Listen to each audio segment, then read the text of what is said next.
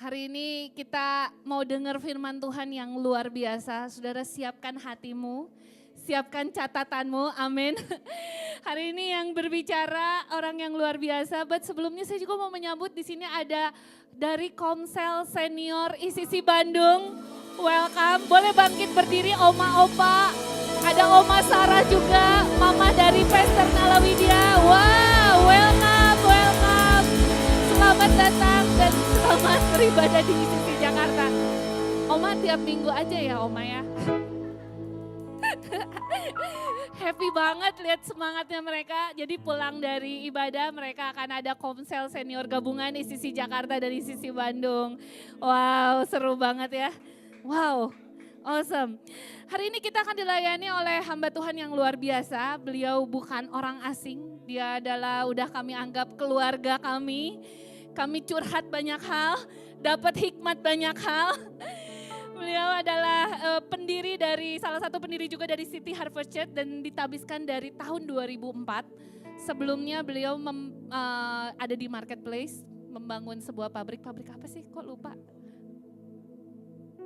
Oh label baju, pabriknya masih ada sampai hari ini.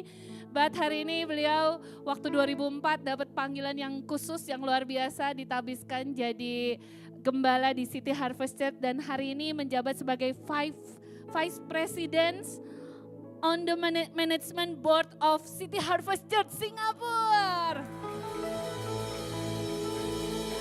Jemaatnya, kalau saudara nanti lihat di Wikipedia, jemaatnya katanya sih ada 24.000, bahkan pernah tertinggi kehadiran ibadah 51.000 orang. Saya sampai membayangkannya juga udah bingung gitu ya. Jadi kalau hari ini beliau masih mau datang ke sini, privilege banget buat kita. Beliau mau kasih wisdomnya, so boleh gak kita bangkit berdiri dan kita sambut Rev Pastor Arif Zulkarnain. Boleh tepuk tangan dong. Amin. Aduh, haleluya. Saudara, sebelum kita duduk ya, kita harus beri tepuk tangan yang paling meriah kepada Tuhan Yesus Kristus. Haleluya, amin. Puji Tuhan, haleluya. Saudara, terima kasih kepada Pastor David dan juga Pastor Siani, Pastor Yudif untuk kesahabatannya, kesempatannya untuk bisa setiap tahun ya, untuk bisa bergabung bersama dengan kalian. Dan saya sudah melihat betapa anugerah Tuhan makin hari makin bertambah di tempat ini. Kalian sudah makin hari makin juga bertumbuh dan saya percaya the best is yet to be. Amin, haleluya, right. Jadi sebelum saudara duduk kembali, ke kanan kiri saudara katakan the best is yet to be. Haleluya, right. Amin, puji Tuhan, haleluya. Silakan duduk saudara semuanya dan shalom, amin. Nah saudara, ini keluarga ICC memang sudah menjadi salah satu bagian daripada keluarga besar kami di Singapura. Pastor Nala juga adalah teman baik daripada Pastor Kong dan beliau sangat luar biasa. Baru saja 2 minggu kemarin saudara beliau sempat melayani di ibadah Indonesian Service kami di City Harvest Church di Singapura. Sekaligus merayakan Hari Kemerdekaan Indonesia. Dan saudara dan juga begitu banyak teman-teman yang ada di ICC adalah bagian daripada kehidupan kami juga. Banyak yang telah dikirim ke SOT, Sekolah Alkitab kami. Banyak yang sudah wisuda. Banyak juga jemaat-jemaat kami yang ada di Singapura yang akhirnya terpanggil untuk kembali lagi ke Jakarta. Akhirnya beribadah di sini di tempat ini. Salah satunya adalah subgroup leader saya di sini adalah Dias Adi Utama. Dia ada di sini saudara, amen, right? Ini beliau orang pintar sekali ini ya, salah satu Olimpiade Biology, right? Dia dulu adalah lulusan Olimpiade Biology dan dia dapat beasiswa dikirim dari Bandung ke Singapura dan dia belajar di NTU dan di sana saudara dia ketemu dengan komsel kita di sana. Akhirnya jadi salah satu komsel leader juga di City Harvest Church.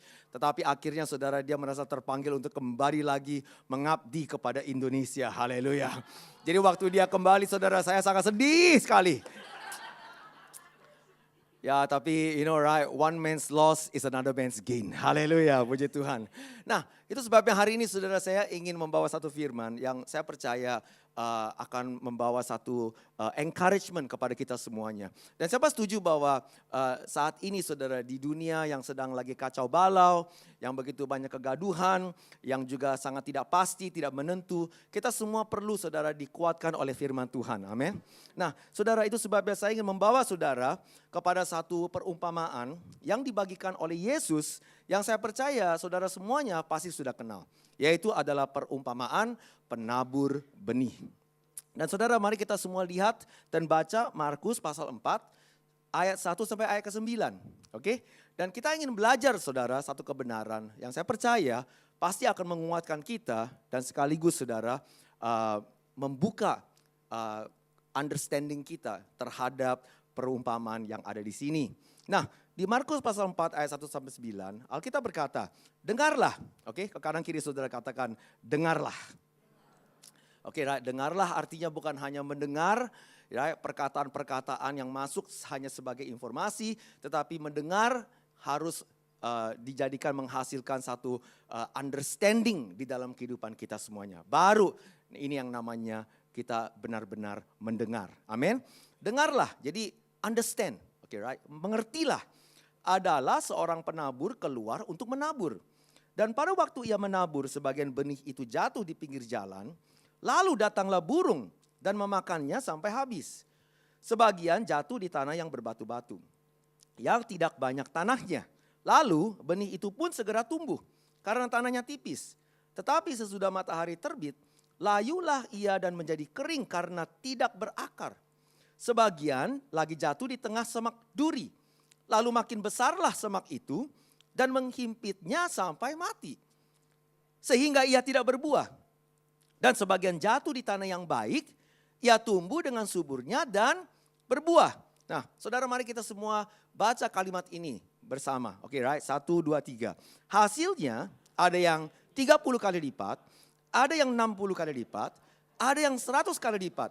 Dan katanya, siapa mempunyai telinga untuk mendengar, hendaklah ia mendengar. Artinya hendaklah ia mengerti. Saudara, kita semua pernah membaca dan kenal sekali dengan perumpamaan yang ada di sini, saudara. Yesus berkata bahwa dialah sang penabur yang selalu saudara menabur benih firman. Nah saudara, saat seorang penabur ini menabur, saudara, Alkitab berkata sebagian benih ada yang jatuh di pinggir jalan. Oke?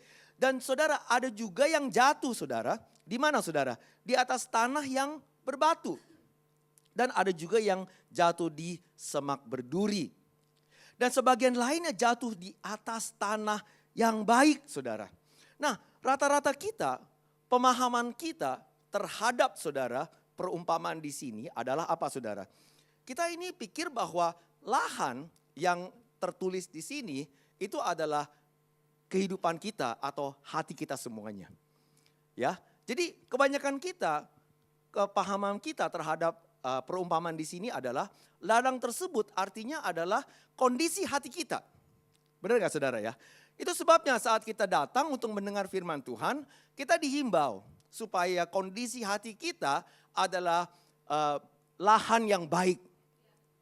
Supaya pada saat benih jatuh di atas lahan tersebut, mampu berbuah dan menghasilkan. Siapa setuju bahwa selama ini, this is the understanding that we have been thinking, ya?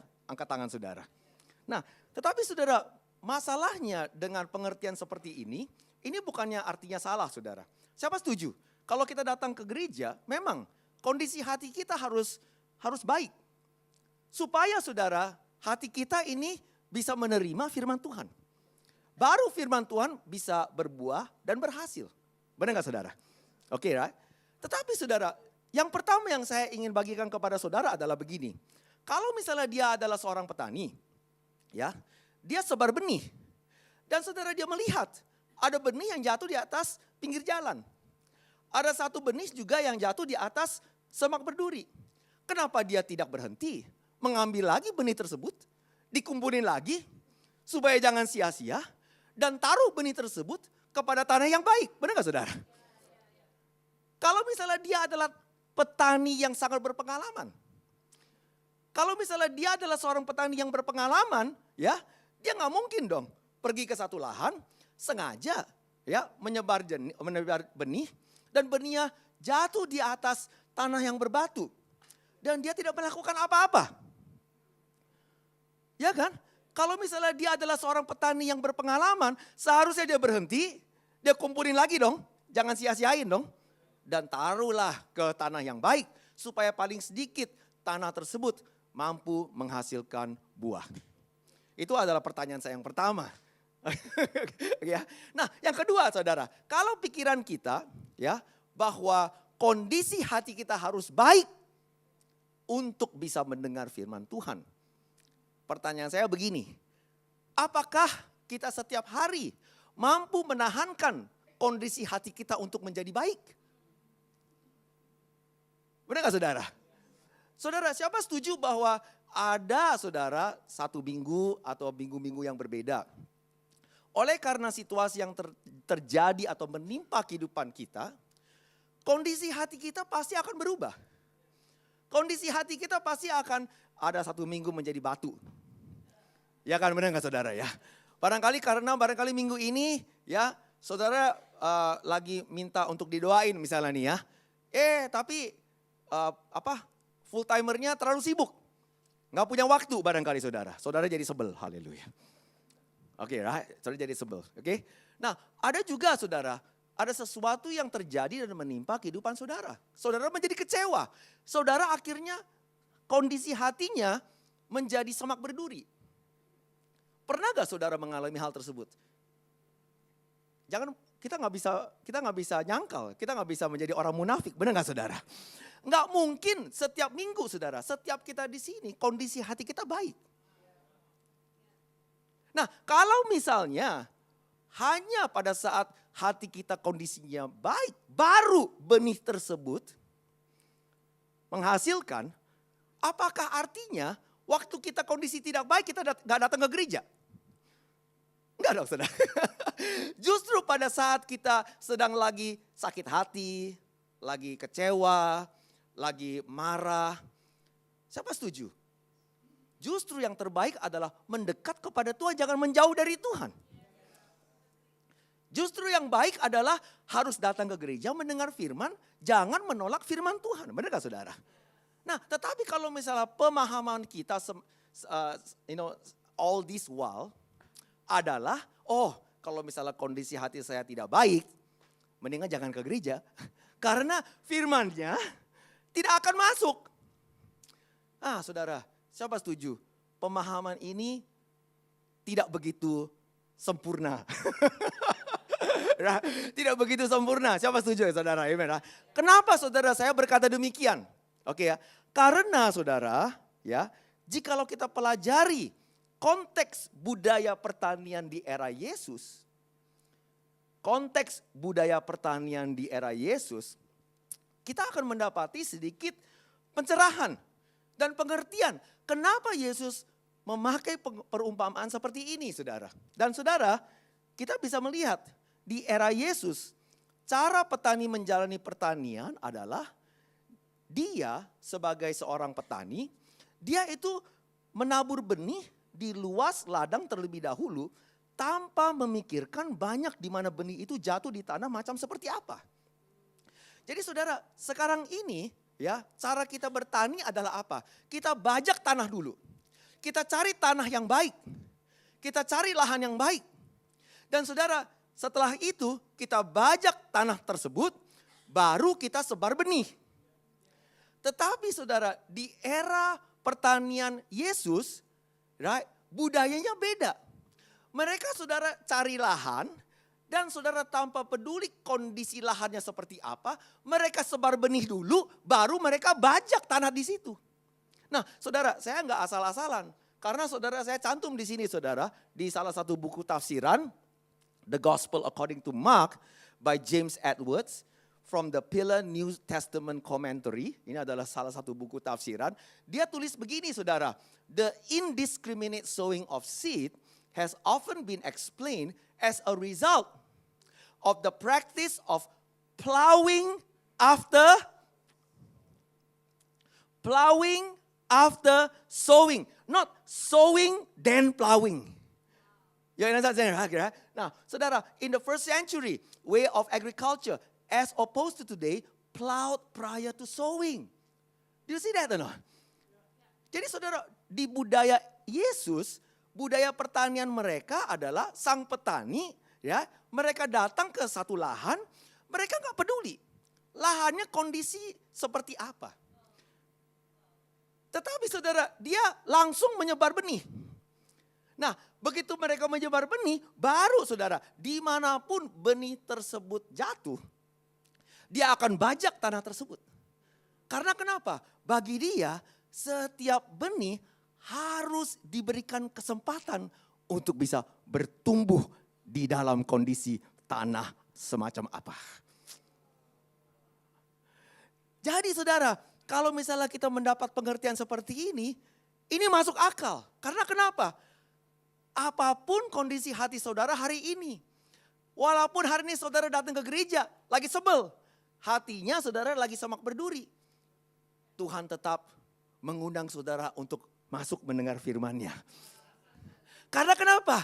Karena walaupun kondisi saudara sedang semak berduri, jikalau firman tetap ditabur, pasti akan ada satu hari firman tersebut akan masuk saat kondisi hati saudara berubah sesuai musim yang berbeda-beda.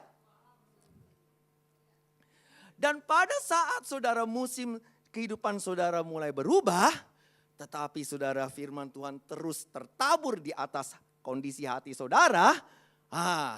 Pada saat kondisi hati saudara berubah menjadi tanah yang sudah siap, benih itu akan langsung masuk dan seketika itu juga menghasilkan 30 kali lipat, 60 kali lipat, 100 kali lipat.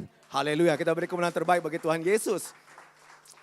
Itu sebabnya saudara, pengertian kita harus benar. Kalau kamu saudara lagi hatinya sedang kondisinya batu, jangan tidak datang ke gereja. Tetap datang ke gereja. Nggak peduli, barangkali hari ini firmannya nggak masuk. Nggak apa-apa. Yang penting saudara tertabur. Benar nggak saudara ya? Karena saudara, waktu firman ini terus tertabur, akan ada satu hari nanti musim di dalam kehidupan kita akan berubah.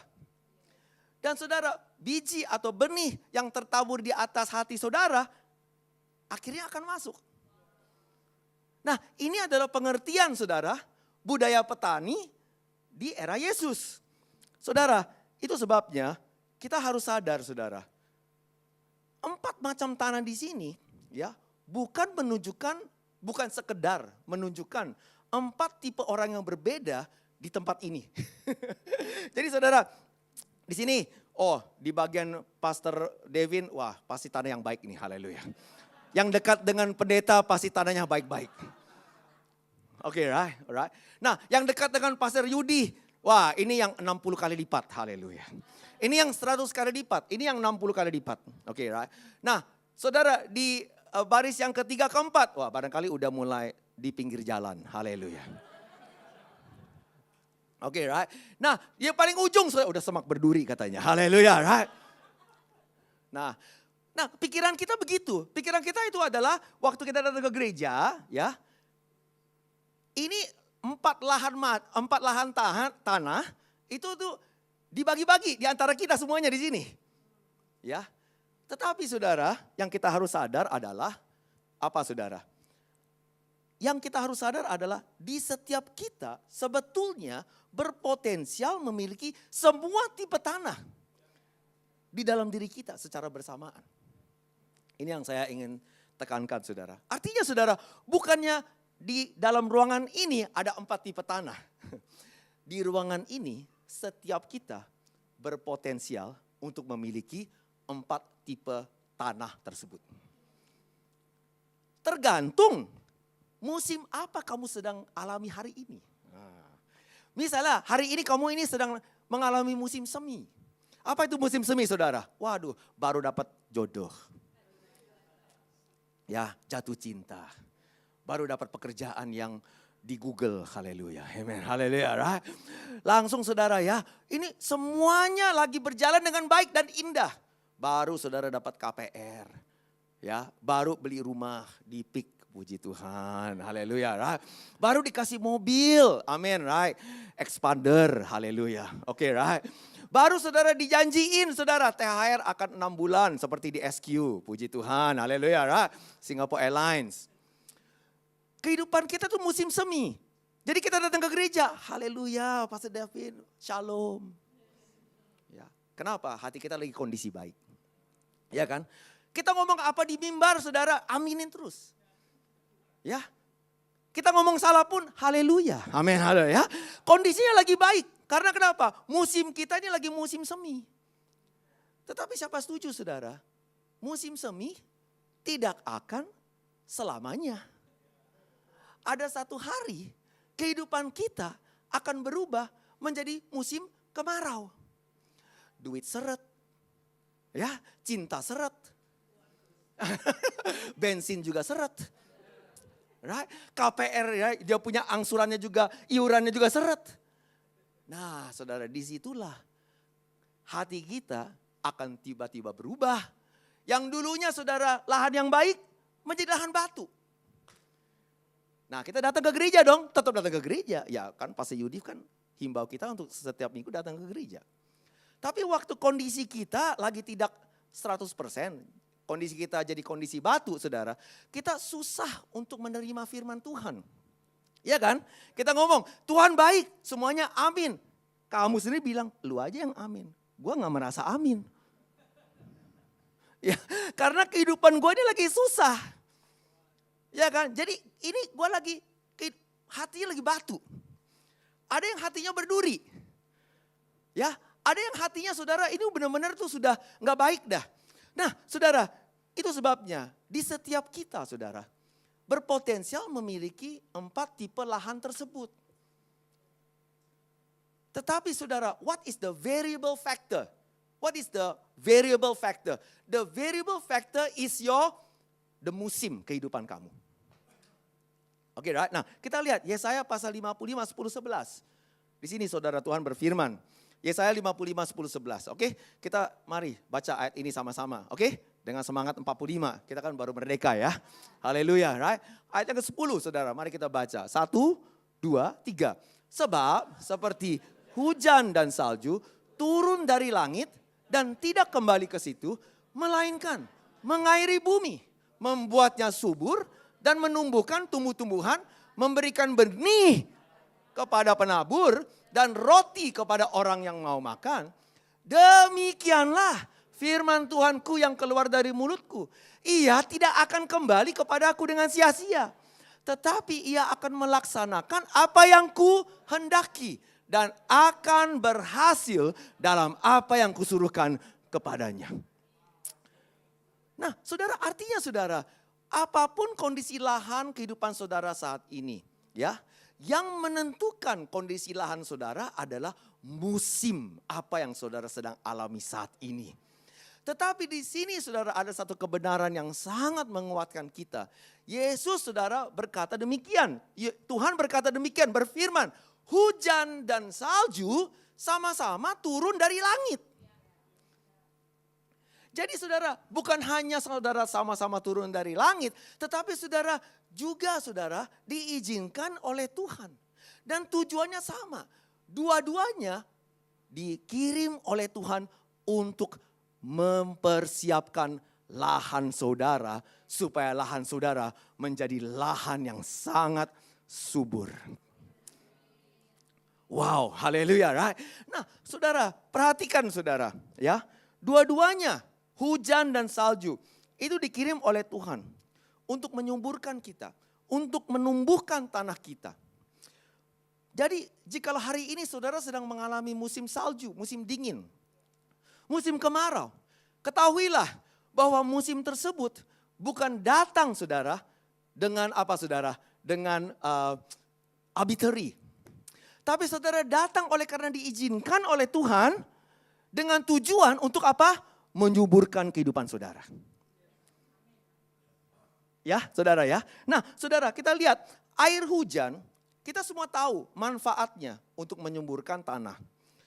Saudara kita tahu saudara. Tetapi bagaimana dengan salju? Kenapa salju juga disebut oleh Tuhan sebagai faktor untuk menyuburkan tanah kita. Saudara, air hujan dan juga salju menyuburkan tanah karena dua-duanya mengundang zat nitrogen. Tetapi saudara, cara salju mengeluarkan zat nitrogen ke dalam tanah justru malahan lebih efektif daripada air hujan. Itu sebabnya setelah musim dingin, begitu musim semi tiba, di mana-mana saudara, kembang semuanya akan muncul. Situasinya akan menjadi indah. Kenapa? Karena semasa musim dingin, tanah tersebut itu sudah secara perlahan-lahan disuburkan oleh salju. Nah saudara, kenapa saudara air salju itu lebih saudara bermanfaat bagi tanah? Kenapa? Karena saudara, karena air salju begitu turun, dia itu saudara tidak mengalir. Dia saudara menindih di atas tanah. Dan karena air di dalam salju tersebut mengandung zat nitrogen, dan saudara mereka menetap di atas tanah tersebut, secara perlahan-lahan zat nitrogen itu dikeluarkan dan tanah di bawahnya dengan perlahan dan dengan baik mampu menyerapnya dengan baik. Lain dengan air hujan.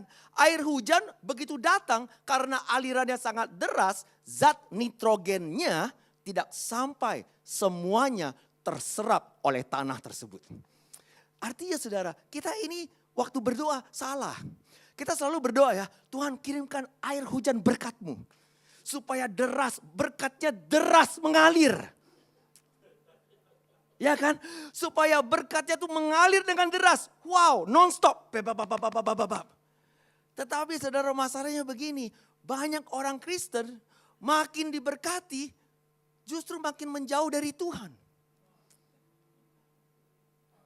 Kenapa saudara? Karena saudara berkat tersebut memang mengandung banyak manfaat. Tapi tidak diserap oleh hati.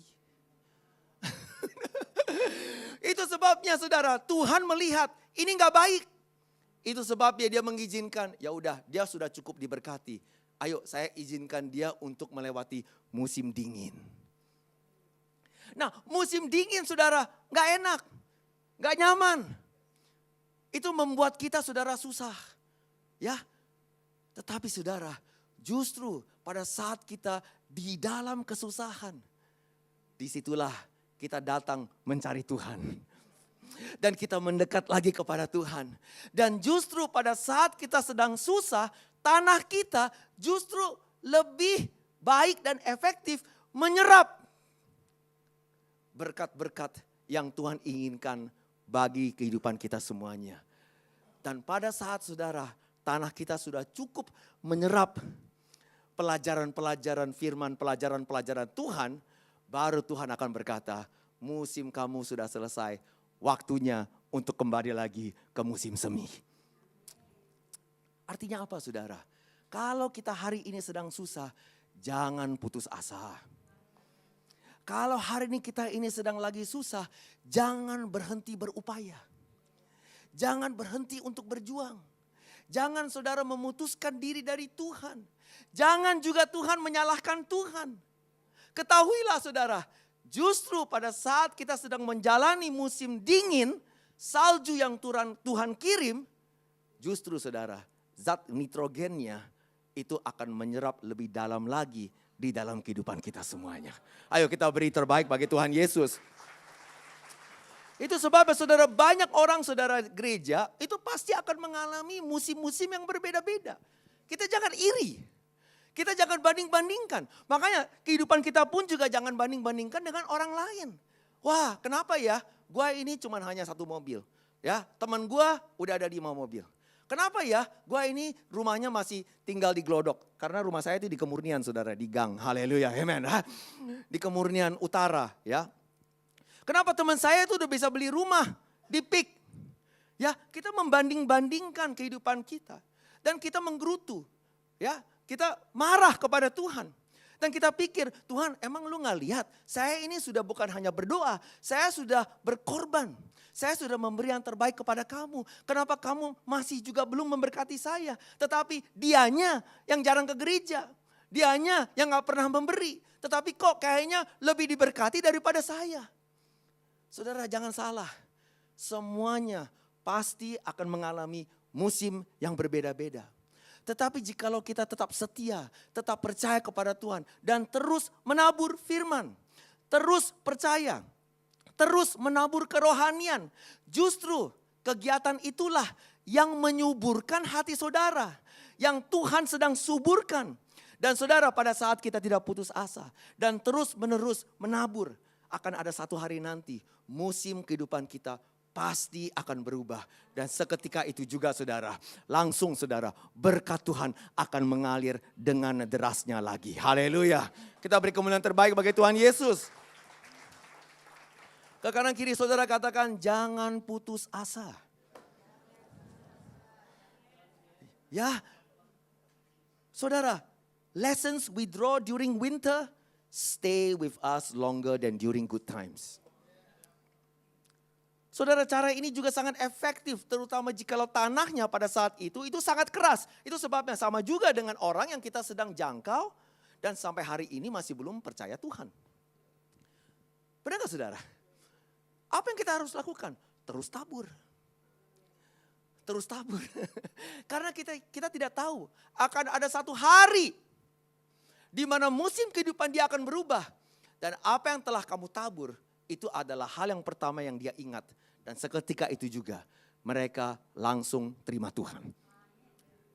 Dan ini yang kita harus saudara dapatkan pencerahan atau pengertian lewat perumpamaan yang Yesus telah bagikan kepada kita hari ini. Saudara, demikian juga di kehidupan kita saudara. Saat kita atau gereja sedang mengalami musim dingin, ya, berkat Tuhan rasanya datangnya sangat pelan. Sangat lama. Dan sangat tidak terasa. Musim dingin juga sering membuat hati kita itu keras terhadap Tuhan. Dingin terhadap Tuhan. Namun saudara harus tahu, musim dingin hanya yang mendatangkan salju di kehidupan kita. Justru Tuhan kirim untuk menyuburkan kita. Untuk mempersiapkan hati kita. Ya, nah itu sebabnya belajarlah untuk sabar. Belajarlah untuk mau menunggu. Supaya musim seminya kita tiba. Dan saat ini saudara, Tuhan sedang secara perlahan sedang menyuburkan kehidupan saudara dan saudara saya. Amen. Dan saudara, Tuhan juga sedang mempersiapkan gereja ini. Untuk satu musim di mana berkat Tuhan akan mengalir dengan derasnya. Ayo kita beri kemuliaan terbaik bagi Tuhan Yesus. Itu sebabnya saat ini jikalau masih belum terasa berkatnya, jangan putus asa. Jangan ciut hati. Terus tabur firman Tuhan. Terus tabur kebaikan. Terus tabur saudara apa saudara? Kegiatan-kegiatan misi. Terus saudara memuridkan. Terus. Gak apa-apa. Terus. Karena saudara pasti akan ada satu hari nanti semuanya akan berubah. Nah itu sebabnya saudara. Pelajaran kita yang kita harus dapati. Tugas kita sebagai penabur adalah harus tetap menabur benih. Tetap menabur iman dan jangan berhenti menabur. Siapa setuju bisa berkata amin. Nah saudara, kuasa benih ini sangat luar biasa. Karena saudara, begitu musim semi kita tiba, ya, atau kenapa kita harus terus menabur benih tersebut? Walaupun kondisi hati kita masih belum siap. Ya. Nah, karena saudara, Alkitab berkata saudara, bahwa benih ini mampu menghasilkan 30 kali lipat, 60 kali lipat, dan 100 kali lipat. Nah, saudara, banyak saudara juga yang berpikir. Ya, kita lihat Markus 4 ayat 8. Ayo kita baca ayat ini sama-sama, oke? 1, 2, 3. Dan sebagian jatuh di tanah yang baik. Ia tumbuh dengan suburnya dan berbuah. Hasilnya ada yang 30 kali lipat, ada yang 60 kali lipat, ada yang 100 kali lipat. Nah saudara, banyak orang baca perumpamaan di sini juga ada satu pengertian, yaitu apa? Oh pastor, ya, kalau kita tabur benih, ya, kalau kita investasi kepada sumber daya manusia, ya, kamu jangan nyesek. Karena ada orang yang hanya kapasitasnya 30%. Yang hanya kapasitasnya 60%. Dan ada yang hanya kapasitasnya 100%. Pernah dengar gak pengertian seperti itu? Ya kan? Jadi artinya apa? Gak apa-apa. Kalau misalnya kita investasi ya, kalau orangnya itu hanya bisa mampu menghasilkan 30%, ya itu aja gak apa-apa. Nah masalahnya begini. Nah sekali lagi, pengertian seperti ini tidak salah. Siapa setuju berkata amin? Saya tidak melawan pengertian-pengertian sebelumnya. Benar gak saudara? Tetapi yang saya ingin bagikan kepada saudara adalah sedikit pencerahan lagi. Nah kenapa? Kita harus tanya, kalau begitu ya. Misalnya nih, saya nih ya duduk di sebelahan dengan Pastor David. Ya, jadi dia ini 100%. Saya ini dikasih Tuhan, porsi saya ya adalah 60%. Jadi artinya kalau kita dua-duanya rintis gereja dia akan menjadi 1.000. Gereja saya akan hanya 600. Nah, memang saya nggak boleh membanding-bandingkan. Memang saya nggak boleh iri.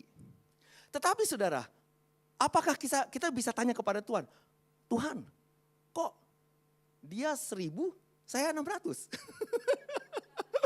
Benar nggak saudara?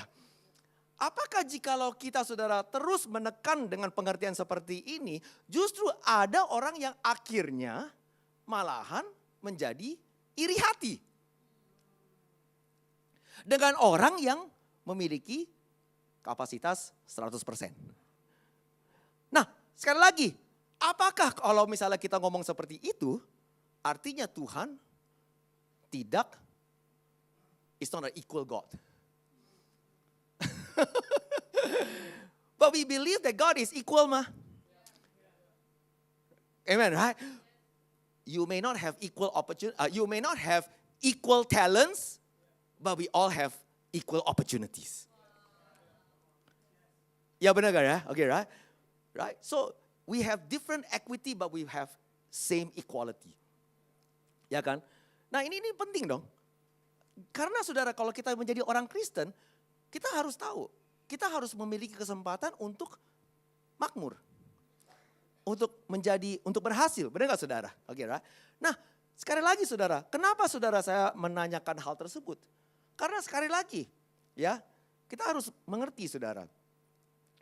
Saudara kita lihat di sini saudara. Di sini saudara, di era Yesus sekali lagi. Semua yang paham mengenai agrikultur dan pertanian. Oke, right? Tahu bahwa hasil secara rata-rata pada saat itu, panen tuayan yang paling maksimal di era Yesus adalah sebenarnya 8 sampai 10 kali lipat saja. Nah, jadi di era Yesus ya, petani-petani yang paling canggih, yang memiliki teknologi yang paling hebat, ya, dasarnya paling maksimal hanya mampu menghasilkan 8 sampai 10 kali lipat saja daripada benih tersebut. Jadi waktu saudara Yesus saudara berkata dengan demikian, kalau misalnya benih ini masuk ke tanah kamu, paling minimum akan saudara menghasilkan 30 kali lipat. 30 kali lipat itu sudah 3 kali lebih dahsyat daripada teknologi yang paling canggih pada saat itu. Jadi saudara, orang-orang petani yang lagi mendengar saudara perkataan Yesus, semua akan pada ketawa. Hahaha, lu siapa? Ya, ini orang Singapura lah. You know right, lu siapa? Right, you crazy ya? Oke, right. Nggak mungkin. Sehebat-hebatnya kita hanya mampu menghasilkan 10 kali lipat. Tapi kamu dengan berani menyatakan orang yang mendapatkan firman Tuhan, begitu masuk ke dalam benih ini, minimum 3 kali lipat. Wah, semuanya langsung tercengang saudara. Ya, nah saudara, sekali lagi, Yesus saudara tidak membeda-bedakan kita semuanya. Tetapi yang dia ingin tekankan adalah demikian saudara. Bukannya di antara kita ada sebagian kemampuannya itu hanya 30%, 60%, 100%. Tetapi yang dia ingin tekankan adalah apa? Setiap kita berpotensial untuk menghasilkan 30%, 60%, sampai maksimal 100%.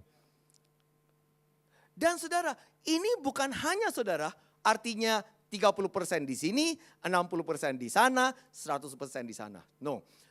Yang Yesus ingin tekankan adalah kuasa benih mampu memberikan kepada kita saudara compound interest. Is a compounding effect.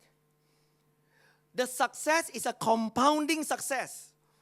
Yang mengawali dari 30% akan terus meningkat 60% dan terus maksimal menjadi 100% jikalau kita tetap setia kepada Tuhan. Dan ini adalah kuasa firman, kuasa benih.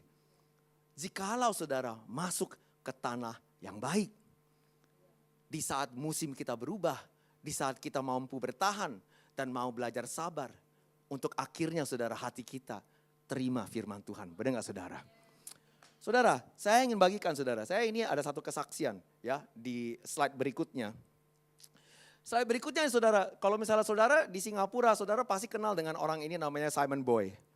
Right? Simon Boy ini saudara, dia adalah salah satu social media influencer di Singapura. Yang lumayan terkenal saat ini saudara. Oke, right?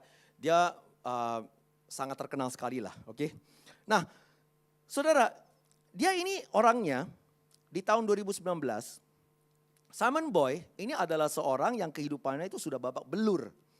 Karena saudara terikat dengan kecanduan narkoba dan juga sudah keluar masuk penjara selama hampir lebih 17 tahun. Jadi 17 tahun keluar masuk penjara nggak pernah berhasil untuk menetap di luar. Dan saudara selama ini 17 tahun, dia mengikuti program rehabilitasi dan selalu gagal. Nggak pernah dia mampu untuk menyelesaikan program rehabilitasi tersebut. Selama 17 tahun. Lamanya, oke, right? Kecanduan narkoba. Dan dia juga terlibat di dalam kegiatan aktivitas geng. Nah saudara, di saat kehidupannya makin terpuruk lagi saking jatuh-jatuhnya. Saudara, di slide berikutnya saudara, sebelumnya. Nah, ya di slide ini saudara. Di tahun 2019 sebelum COVID. Ini lihat ya, Oktober 56 ya. Oke ya, saudara bisa lihat di sini ya. Oktober 56 2019, dia saudara datang ke City Harvest Church. Oke, right? Nah, waktu dia datang ke City Harvest Church, tebak saudara hari itu siapa yang lagi khotbah? Ya kan ya. Nah, pikiran kita saudara, kalau kita datang ke gereja, kita harus tahu dulu siapa yang khotbah. Oke, right? Wah, kalau misalnya sang pengkhotbah adalah Benny Hinn, gue baru mau datang. Reinhard Bonnke, gue baru mau datang. Karena Reinhard Bonnke, firmannya itu pasti kena. Aris Zulkarnain, kalau misalnya dia khotbah, selalu gak kena. Haleluya. Kita lihat orang dong, ya kan ya. Kita lihat saudara ini sosoknya siapa ya. Ya kan ya. Beken atau tidak, terkenal atau tidak, ya kan. Nah puji Tuhan, dia ini orang narkoba, gak tahu siapa-siapa. Nah oleh sebab itu, waktu dia datang ke gereja hari itu, dia tahu pengkhotbahnya, orang Indonesia tinggal di Singapura, dia gak keluar. Dia tetap dengar firman Tuhan.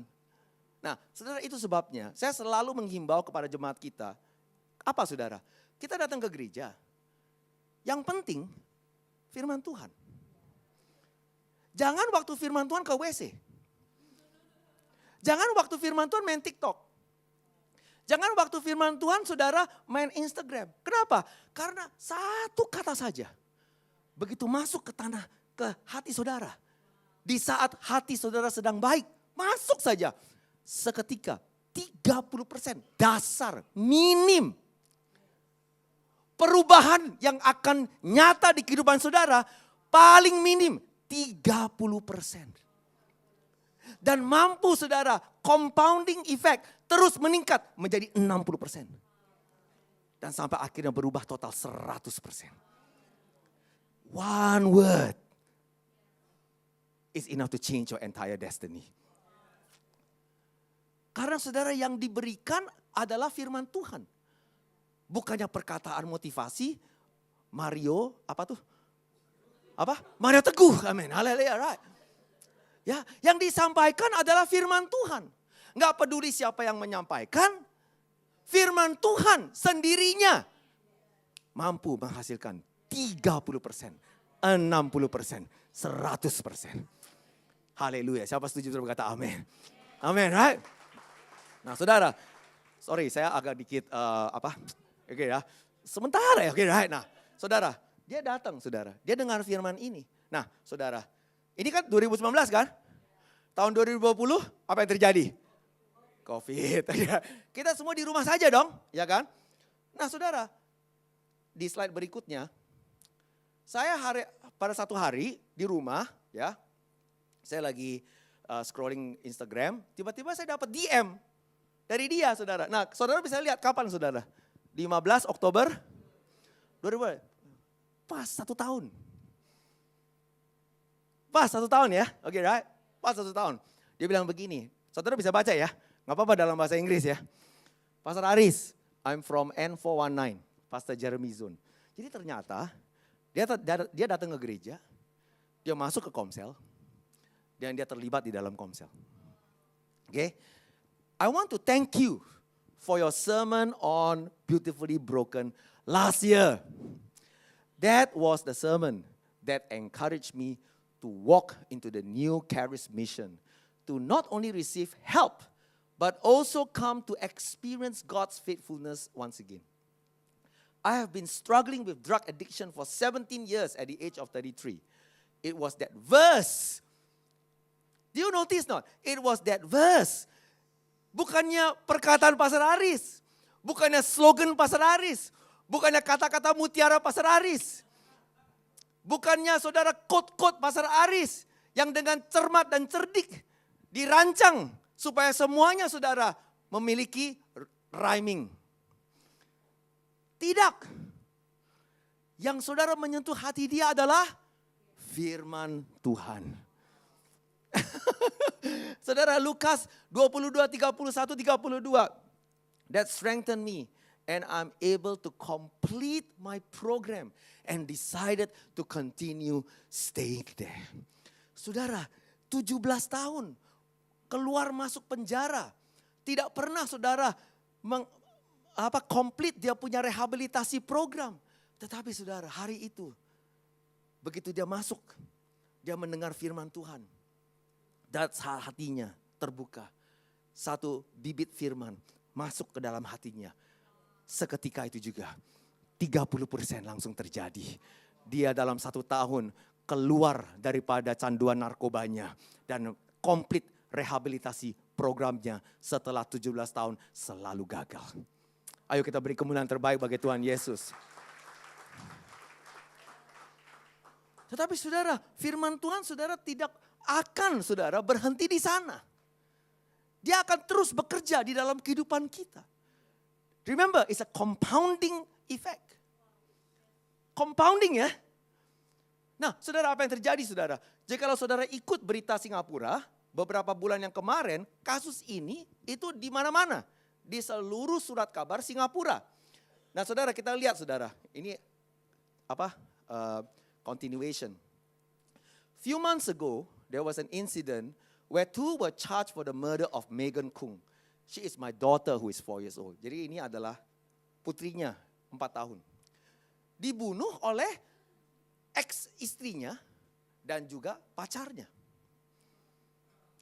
Karena mereka saudara pesta narkoba, hilang kendali, memukul anaknya sampai luka dan akhirnya putrinya meninggal dunia. Baru saudara beberapa bulan kemarin ini, saudara bisa baca di Straits Times, saudara. Simon Boy, ada Megan Kung. Akhirnya saudara, kasus ini selesai dan istrinya dan boyfriendnya itu masuk penjara lagi. Saudara, one of the accused is my ex-wife. This incident was during my program. I struggled so much during then, but I never failed to meditate upon this verse. Sekali lagi, bukan kata-kata mutiara Pastor Aris, bukan quote-quote-nya Pastor Aris Zulkarnain. Tidak, saudara. Yang paling penting, firman Tuhan. Siapa setuju berkata amin? Nah, saudara, begitu saudara dia bilang begini. But I never failed to meditate upon this verse and thankfully to God, I managed to persevere on. I've come to forgive my ex-wife and her then boyfriend who committed that crime. All because He first loved us. Therefore I can love them. Thank you for letting me know I have a calling. And that is to strengthen my brothers and sisters when I've turned back. I've completed my program. And I'm staying on to continue to serve in the ministry.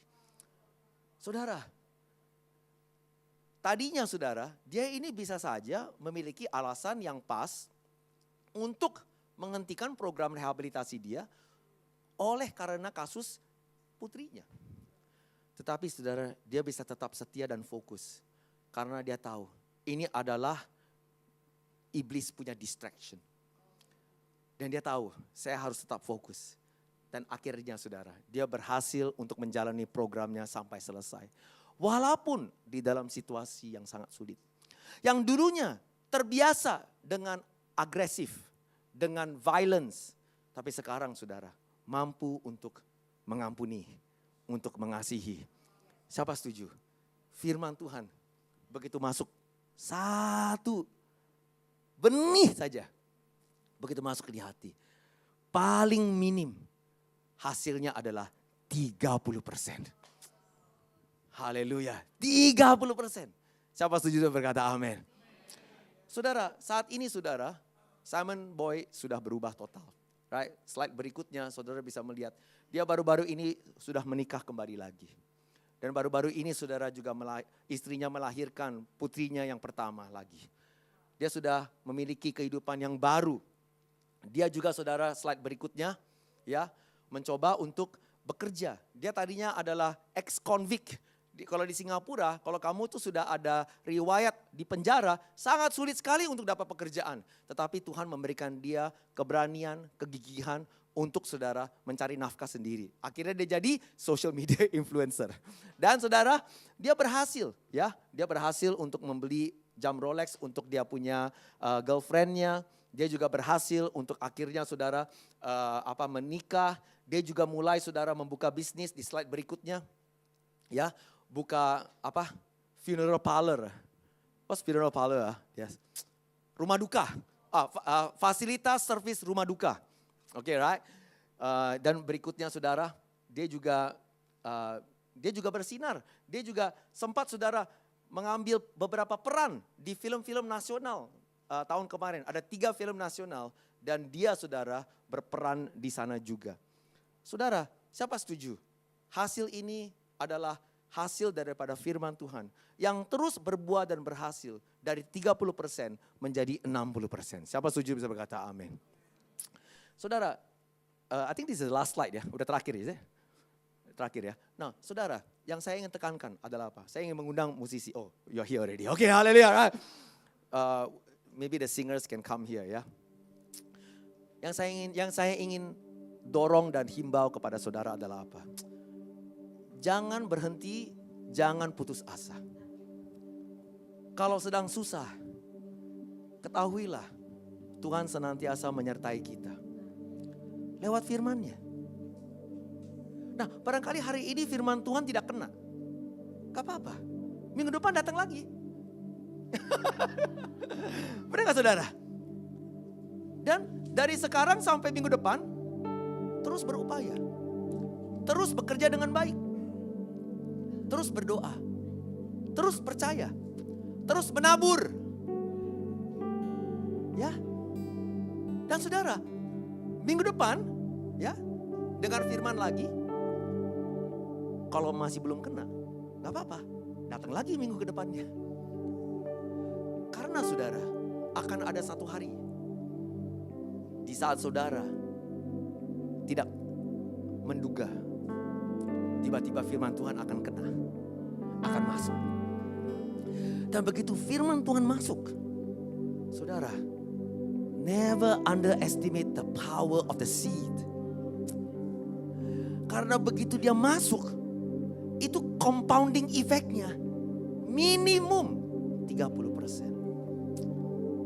Saudara, sama juga dengan pemberian kita kepada Tuhan. Itu sebabnya Tuhan berkata, jangan berhenti untuk memberi. Tetapi jangan juga merasa dipaksa untuk memberi. Berilah dengan segenap hatimu. Kalau hari ini masih belum saudara diberkati, gak apa-apa, terus memberi. Karena saudara, Yang hanya diperlukan oleh Tuhan bukanlah jumlahnya. Yang hanya diperlukan oleh Tuhan adalah kesetiaannya. Karena hanya di dalam satu hari Ia mampu memutarbalikkan kondisi kehidupan saudara. Jikalau kita tidak berhenti percaya. Siapa setuju berkata amin? Saudara, kehidupan kita itu adalah kehidupan iman. Nah, itu sebabnya saudara, memang saat ini sedang susah. Saat ini saudara memang ini lagi susah. Tetapi Tuhan pasti akan menyertai saudara. Ya, saudara, teruslah percaya, teruslah menabur, teruslah berdoa, teruslah mendengar firman. Karena saudara, yang diperlukan oleh Tuhan hanya satu hari saja. Satu hari saja.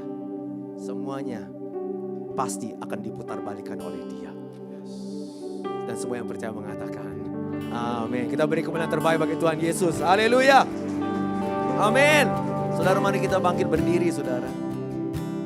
Saudara, barangkali ada di antara saudara hari ini yang sudah mulai merasa lesu, yang sudah mulai merasa letih untuk terus menabur, untuk terus memberi kepada Tuhan, untuk terus percaya, untuk terus berdoa, untuk terus mau memberi. Tetapi saudara, hari ini Tuhan sedang menghimbau kepada kita. Don't be weary in doing good, because in due season you will reap a harvest. Right, in due season. Saudara, hari ini saudara, saya ingin berdoa untuk saudara, supaya saudara akan dianugerahi dengan kekuatan. Saudara akan dianugerahi dengan kegigihan. Saudara akan dianugerahi dengan iman. Supaya saudara tidak gampang putus asa. Dan saudara akan terus berupaya, terus berjuang, terus berdoa dan terus percaya. Bagi saudara yang sedang mencari kerja, jangan berhenti untuk berupaya. Teruslah berjuang. Pasti Tuhan akan membuka jalan bagi saudara. Bagi saudara yang sedang berusaha, saudara sedang mencari, mengejar order yang terbesar bagi kehidupan saudara. Jangan putus asa. Jangan berhenti untuk berupaya. Teruslah menjadi yang terbaik. Teruslah menabur. Menabur kepada kebaikan. Menabur kepada excellence. Menabur kepada produktivitas. Semuanya teruslah menabur. Berdoa, percaya. Satu hari nanti pasti akan terjadi keajaiban dan mujizat Tuhan bagi kehidupan.